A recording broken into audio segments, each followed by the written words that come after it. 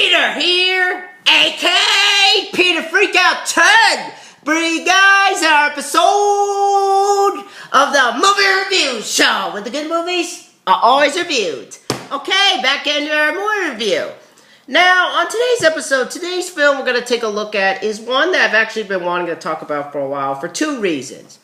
One reason is because of the fact that my cousin actually recommended this film to me. He told me how awesome it was, and every time it's on, he needs to watch it. I might have mentioned that before. And it sounded interesting. He also says this is some of the best shootouts he's ever seen in a Western. I've heard the same thing about Last Man Standing with Bruce Willis, another Western. And I'll see that sometime, but I wanted to give this film a try because I've heard fantastic things about this film. And I also wanted to check this out because in light of the fact that I just recently started playing this game, Red Dead Revolver, which I've been planning for months to play.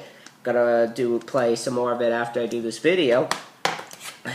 I figured why not look at a film in the same genre. So, as you guys know, I actually showed this in a DVD update, and I finally saw it. And what film is that, you may be asking? Gonna give my best Western impression. That film is none other than TombStone. Best I can do. Yeah.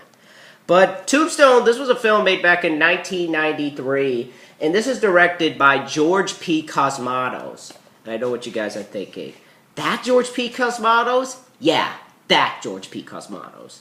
And for those who don't know, George P. Cosmatos, this is a guy who directed great action films like Rambo First Blood Part 2. He also directed Cobra, one of my favorite Stallone films. Leviathan with Peter Weller, and he directed this film. And originally, the film wasn't actually supposed to be directed by him. It was supposed to be directed by this guy named Kevin Jerry. And this was supposed to be more of just a by-the-numbers Western that we've seen a million times with action elements. However, from what I gather, Kevin Jarrar, I think, really wasn't taking his job seriously. He was always late. There was a lot of stalling, and so they just gave the project to George P. Cosmatos, and when he came in, his script got rewritten into what it is now. And it went from being the straightforward kind of Western, which the elements are still there, but it came into more of like a sympathetic kind of Western with some action movie elements. So they got to work making the film, and the film was given a budget of $25 million. And it opened to number 3 at the box office.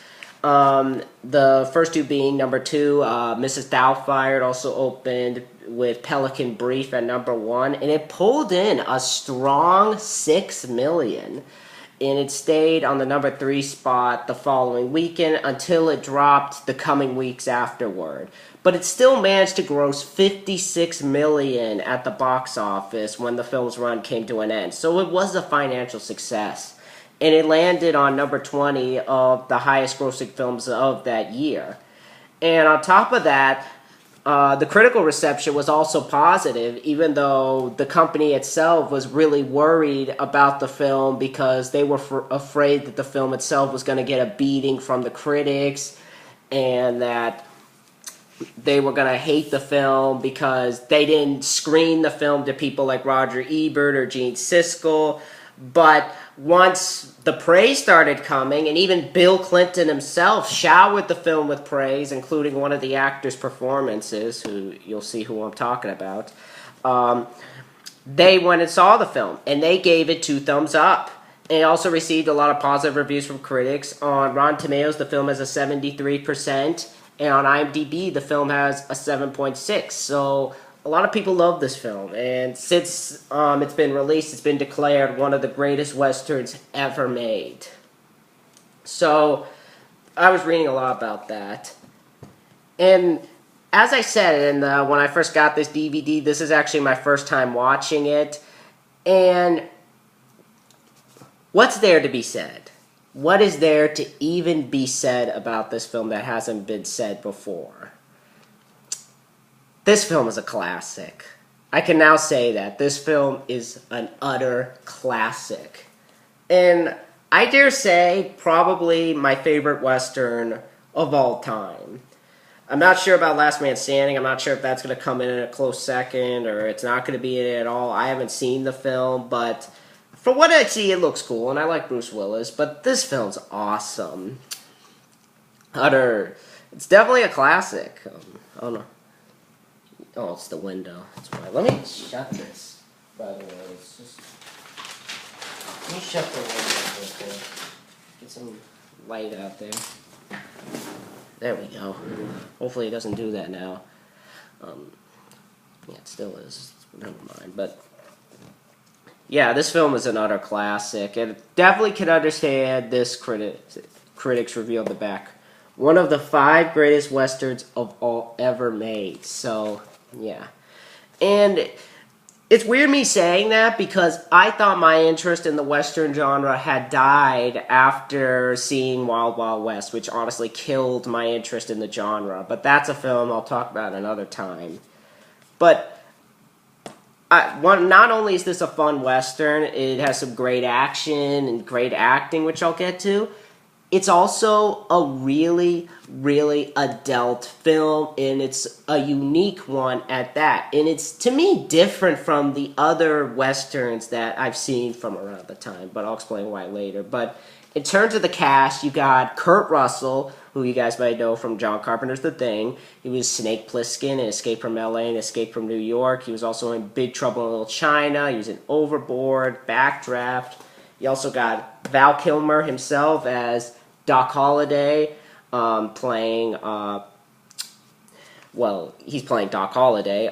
He was in The Doors, Batman Forever, which arguably this is the film that actually got him to be in Batman Forever, because Joel Schumacher saw this film and was actually like, he'd be perfect. So that's pretty much why he went with him. He was also in The Prince of Egypt, in Heat, among many others. You also have Sam Elliott here from Roadhouse. He was in that Hulk movie that I already reviewed. Butch Cassidy and the Sundance Kid, The Big Lebowski, among many others.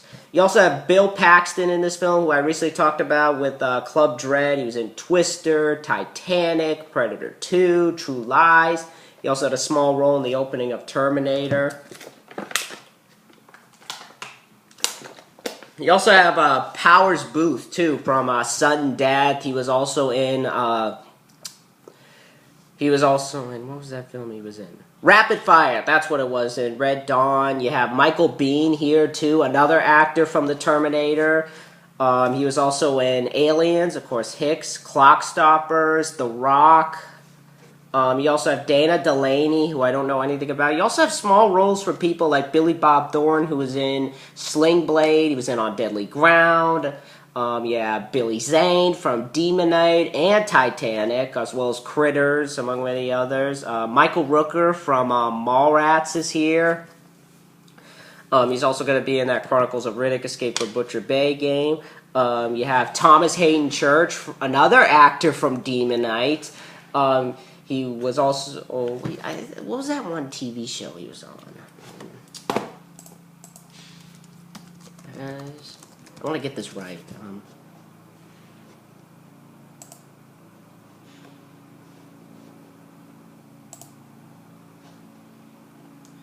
I know he was on this one particular TV show. I forget what it is. Am I thinking of someone else?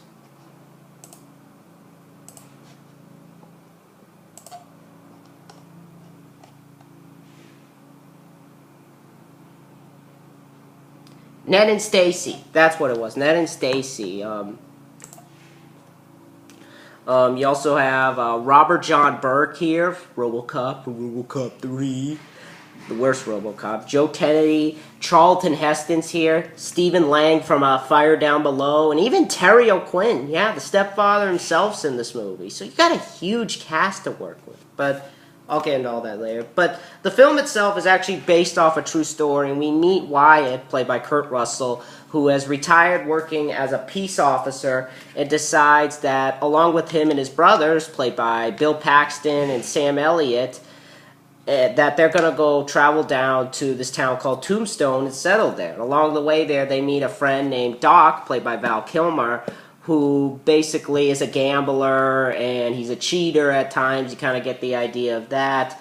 But you also learn that he's suffering from tuberculosis, and everything starts going well at first until a group of cowboys led by Curly Bill, played by Powers Booth, stroll into town and start terrorizing the town, and Curly ends up hitting the drugs one night and ends up going on this shooting rampage, and he ends up shooting the sheriff, and pretty much because of that, he's taken into custody where some of the other cowboys in the area want vengeance upon them. So pretty much they put up this law saying no more cowboys can come in here. If you have a gun, you can't be there. And pretty much what happens is one night Sam Elliott's character gets attacked, and Bill Paxton's character also gets attacked after they get into the shootout, and the Cowboys pretty much want revenge on them. So Wyatt decides that he's going to head out along with Doc and the people that he has left to find and pretty much kill the other cowboys for terrorizing the town. We also get this side story about this woman named Josephine, who was Wyatt's lover when he was there, played by Dana Delaney, who's newly married with this theater guy named Mr. Fabian, played by Billy Zane, in a really unrecognizable performance, I'll be honest. Probably because I'm so used to seeing him bald. And because of the fact that he's with this other girl, the wife that he's currently with is like, why are you with her? Because he's unhappy with her, and she's going through this drug addiction, and you also have Doc himself adjusting to life to the fact that he has tuberculosis. So now you have all these people with their problems standing around them as the group sets out to put a stop to the Cowboys and restore peace to TombStone. Will this group be able to stop this group of rootin' Cowboys, or will their problems take themselves out of the moment of imminent death? Now, TombStone is a fantastic film, and it definitely was a great first viewing for this film. And what I like about this story is what it was trying to do. I really like the fact that it really isn't your typical Western, for me personally. I feel it's a very different kind of Western. It's more adult. It's not the typical good and the bad and the ugly. It's really more in tune with, say, life going on at the time, and really the struggles around, not just the shootouts and whatnot. It's really more about those involved with it and how this is affecting the family and even their problems around that. And I like the fact that it does that. I really like that angle. It really doesn't dissolve into it too much. I really like the fact that it doesn't oversaturate that whole element. And when it needs to be action-packed, I feel as though it's earned the action-packed moments. And they're done really well in this film. Definitely done really well. I think the rewriting actually worked. Kevin Gerard, for what he had to write, I think he did fine. For what they put back on a script, I should say, I think he did fine.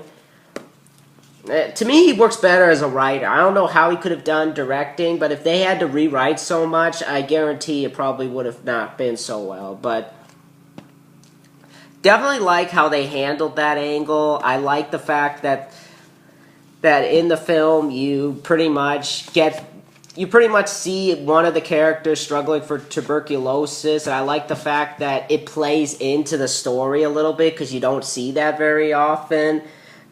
Which is, again, not just because something different doesn't mean it's good, but it really is very serious, and it's not done for comedic effect, and it's done really well in this film. Definitely done really well. So the story, the tone, how it's delivered, I think is really well done.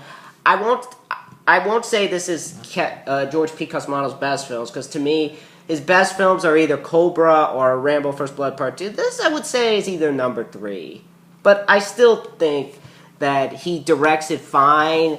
I love the look of the film. It's shot really well. You could tell they shot on location. Just the views and whatnot of the mountains, I think, look fantastic. The production design is phenomenal. Just that whole building of Tombstone is fantastic. The set itself looks so real that I want to live there. I really want to live there. That is some of the best design I've seen for a Western in a while. In any movie, period. I gotta say that. In any movie, period. That is some of the best production and sets I've seen in a while. So yeah, the story is fantastic. The production design is fantastic. It's amazing. I gotta say that. The production design is amazing. And it handles itself really well with its tone. It handles itself really well balancing its action.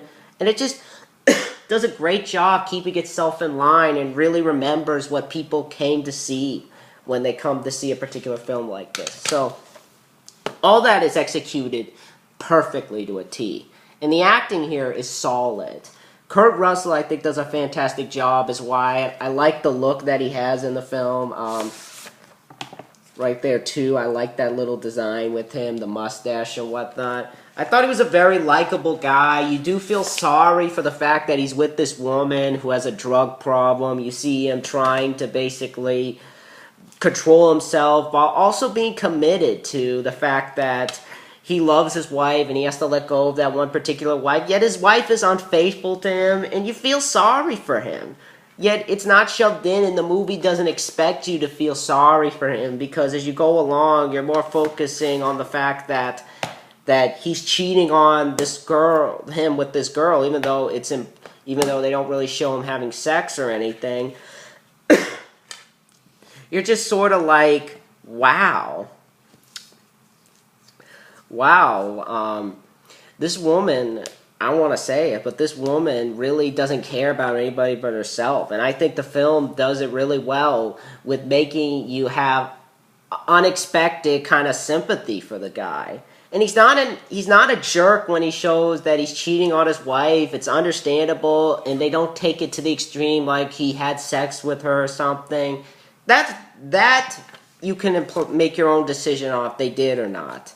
I think that was done really well. But Kurt Russell, I think, did a fantastic job. You could tell he can handle his action well. I didn't notice any stunt doubles with him. When he takes part in the shootouts, it definitely looks like him. I like that one line he gives when he sees one of the cowboys. Tom, I'm coming for all of them. But Kurt Russell did a fantastic job. But he's not my favorite character. My favorite character to me has to go to Doc Hollywood. Holiday. Doc Hollywood, that's a movie with Michael J. Fox. But Val Kilmer was tremendous in this film. He does a fantastic job as Doc Holliday. He really embodies this character. He has the face. I love the look that he has with the mustache. I even like the accent he has. It doesn't sound phony. It sounds like it fits him perfectly. You could tell he has passion for this character, and you could tell he's having fun with this character. And you do feel a little bit sorry for him, but at the same time, you appreciate his bravery, because even when he has tuberculosis, it's his idea that he's going to go out there and basically fight for his friend. And I like how they deal that angle. And I like the commitment that he shows to his friend. Even though he's a gambler, he still has a heart of gold. And especially like the part when he has tuberculosis in one part and he's talking junk to this other guy and his eyes are watering. It's like, wow. This guy really's got a set. And you know what I'm talking about. But he did a great job. Of course, can't have a Western without Sam Elliott, baby. Heck yeah. Sam Elliott, I thought, did a great job in this film. He's really not in the film that much. He's just there as the brother. And then, I don't want to spoil it, but when you find out what happens, he kind of is scooted away. And Bill Paxton, that kind of goes for the same thing, which one of the gripes that I do have with the film, although a lot of them are used well and have a lot to offer, some of them do feel shoved to the side towards the end. I would have liked to have seen more done with them as opposed to what they did do with them. But because they just feel like they contributed to the first half, and then suddenly towards the end, it's like they're gone. Bye-bye. Those particular ones are gone. I'm like, come on, you can do more with them. I don't know if Bill Paxton had to go do something, he was making something else, or he had to go make Twister or something, but just really didn't work for me. I felt they could have been here longer. But he does fine. They do fine for what they had to do. You also get Michael Rooker in it as this guy who helps Kurt Russell fight the Cowboys. Billy Bob Thornton is this drunk guy in a bar who he ends up having a fight with Kurt Russell because he sits in his seat. Who else is? Michael Biehn is one of the people who ends up taking the group after Powers Booth ends up getting sent into the Slammer. Powers Booth is basically this Mexican guy with this mustache and whatnot. With this Mexican afro. I don't want to say he's Mexican because he mostly wears an afro, and basically like he shoots up the place, ends up being sent to jail. He's spouting all these crazy words. Other actors, you got just a big cast. Charlton Heston from Planet of the Apes is here. Billy Zane as the boyfriend who pretty much has an idea that Wyatt has the hots for his wife, and pretty much threatens her. So you really see he's a little bit of a jerk. But the casting, nobody in the cast do a bad job. It's just they're few and far between, the few that I feel really could use more screen time. But for what they do great. But, of course, can't have a room-tooting Western without some action. And the action scenes in this film are fantastic. This is a violent as heck movie. It's violent. There's some great shootouts in the film. Practical blood, like that one shootout in the woods I thought was fantastic, and Val Kilmer's on the ground crawling. I think that scene's in the box. I think it's in here somewhere. Right there. Right there. That's him crawling on the ground. Just the sound, just how they did it, like the stuff around them being set on fire, the explosions and whatnot, and just how bloody and ultra violent it is. It really makes a spectacular ride, especially the fight scenes, and they all are done really well. They should be, because George P. Cosmatos, I think, knows how to shoot action. He did Rambo 2 well. He did Cobra well, even though the MPAA messed with that film, and even Leviathan he does well. So George P. Cosmatos really knows how to shoot action. He really, and the effects in this film are good. The practical blood squibs I think look good. Some of the villains meet some very crazy demise, and some of them are like, ugh, that's gotta leave a mark. But yeah. They get shot through the neck, they get shot through the head. Even though I hear Last Man Standing has some great shootouts, I'll check that out in the future. But this is some of the best shootouts I've seen in a Western, so yeah. But, as I said, it's not, I didn't say this, but it's not perfect, the film. One of the problems I did have, I already mentioned, was the characters felt few, and some of the characters' performance I felt could have stayed on longer.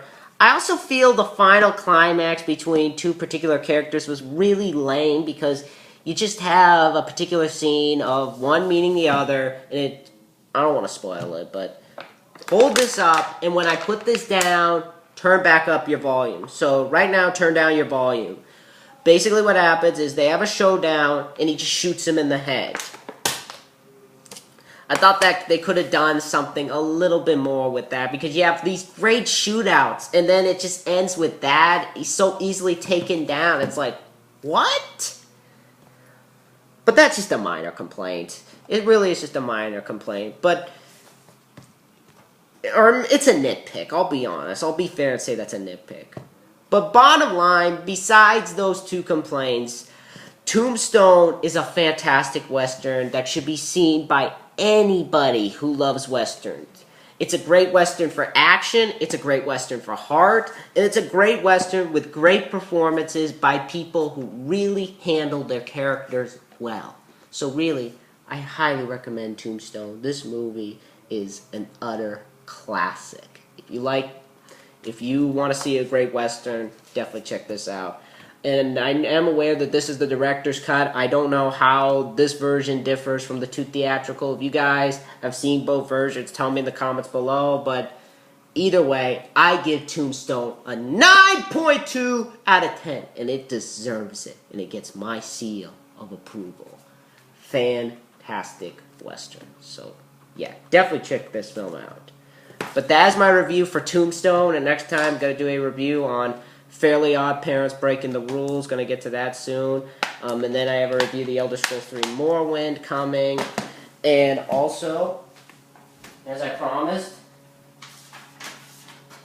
going to review 48 Hours. Get to that one when these reviews are done. 2 games are done. I'll review a couple of other things to review. But anyway, all that aside, I'll see you guys later. Let me know in the comments below what you guys think of Tombstone. Is this your favorite Western? Or if it isn't, what is your favorite Western? Tell me in the comments below. Be sure to rate, comment, subscribe. And I'll see you guys next time. Bye.